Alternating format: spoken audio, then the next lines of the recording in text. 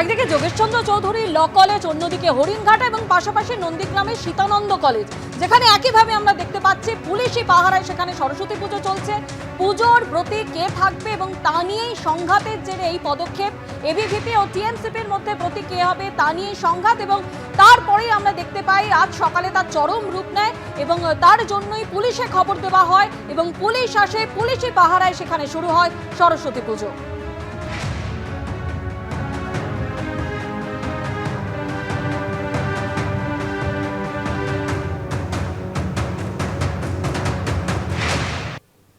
সরাসরি এই মুহূর্তে আমাদের সঙ্গে রয়েছেন আমাদের প্রতিনিধি বিটন চক্রবর্তী। বিটন, অশান্তি এমন জায়গায় পৌঁছলো যে জায়গা থেকে পুলিশি পাহারায় আজকে সরস্বতী পুজো করতে হলো। একদম একদম, কেননা তুমি জানো যে এই যে নন্দীগ্রামের সীতানন্দ কলেজে আজকে সরস্বতী পুজোকে কেন্দ্র করে কিন্তু বেশ কয়েকদিন আগে থেকেই টালবাহানা শুরু হয়, এবং যেরকমভাবে তোমাকে জানাচ্ছিলাম যে এই পুজোতে সংকল্প কে করবেন অর্থাৎ ব্রতী কে থাকবেন সেই নিয়ে কিন্তু প্রথমে দ্বন্দ্বের সূত্রপাত, এবং তারপরে কিন্তু সেই দ্বন্দ্ব একেবারে চরমে ওঠে এবং পরবর্তীকালে আজকে সকাল থেকে যেটা দেখা যায় যে এই যে পুজো মণ্ডপে সেখানে দীর্ঘক্ষণ ধরে কিন্তু পুজো শুরু হচ্ছিল না। কেন পুজো শুরু হচ্ছিল না? কেননা এই যে ব্রতী কে থাকবে, কেননা প্রথমে একটা ঠিক হয়েছিল একজন ছাত্র সেখানে ব্রতী থাকবেন, পরবর্তীকালে জানা যায় তিনি এবিভিপির সমর্থক।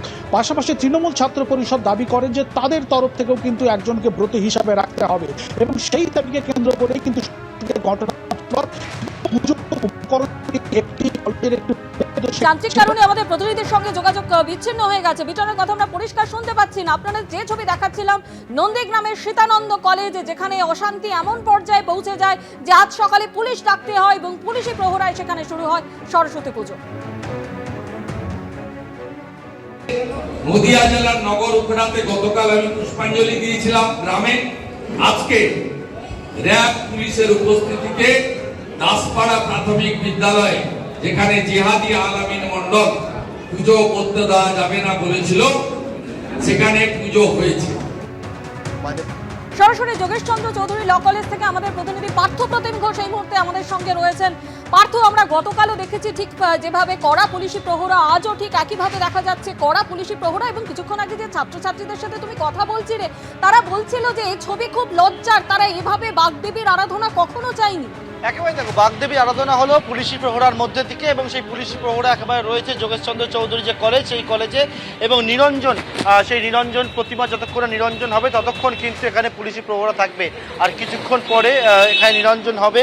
এবং যোগেশচন্দ্র চৌধুরী কলেজের ল বিভাগ তারা এখানে যে পুজোর আয়োজন করেছিল সেই পুজোর আয়োজনে যে নিরঞ্জনের যে প্রক্রিয়া সেই কাজ চলছে একদিকে, বাইরে এরকম পুলিশি প্রহরা, সেই পুলিশি প্রহরা রয়েছে। এবং এক্ষেত্রে অনেকেই যে বিষয়টা বলছে এটা অনেকটাই লজ্জার, কারণ এর আগে তারা কখনো এই রকমভাবে যে পুজোর আয়োজন সেটা হয়নি, কিন্তু এবারে এমন একটা পরিস্থিতি হলো যে পরিস্থিতিতে হাইকোর্টের দ্বারস্থ হলেন তারা, পুলিশের দ্বারস্থ হলেন তারা, অর্থাৎ হাইকোর্ট পর্যন্ত গোটা বিষয়টি গড়ালো, এবং তারপর পুলিশি প্রহরার মধ্যে থেকে বাণী বন্দনা সেটা কিন্তু হলো। এবং গতকালকে পুজো হয়েছে, আজকে সকাল থেকেও পুলিশ রয়েছে, এবং তার পাশাপাশি কিন্তু পড়ুয়ারা তারা এসছেন, এবং তাদের সকলের উপস্থিতিতে, এবং পুলিশ এখানে চারিদিকে, শুধুমাত্র এই মেন গেট না, মেন গেট, পাশের পিছনের গেট, রাস্তা, চারিদিকে পুলিশ একেবারে 6 লাখ থেকে এই পুজোর যে আয়োজন সেই পুজোর আয়োজন হলো।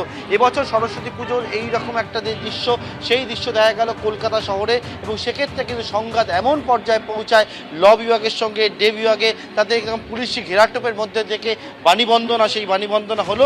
এখন যতক্ষণ নিরঞ্জন হচ্ছে, যতক্ষণ সরস্বতী প্রতিমা থাকবে কলেজের মধ্যে, ততক্ষণ হাইকোর্টের যে নির্দেশ রয়েছে ততক্ষণ পুলিশি প্রহরা থাকবে, এবং সেই পুলিশি প্রহরা এখনো পর্যন্ত রয়েছে যোগেশচন্দ্র চৌধুরী কলেজে।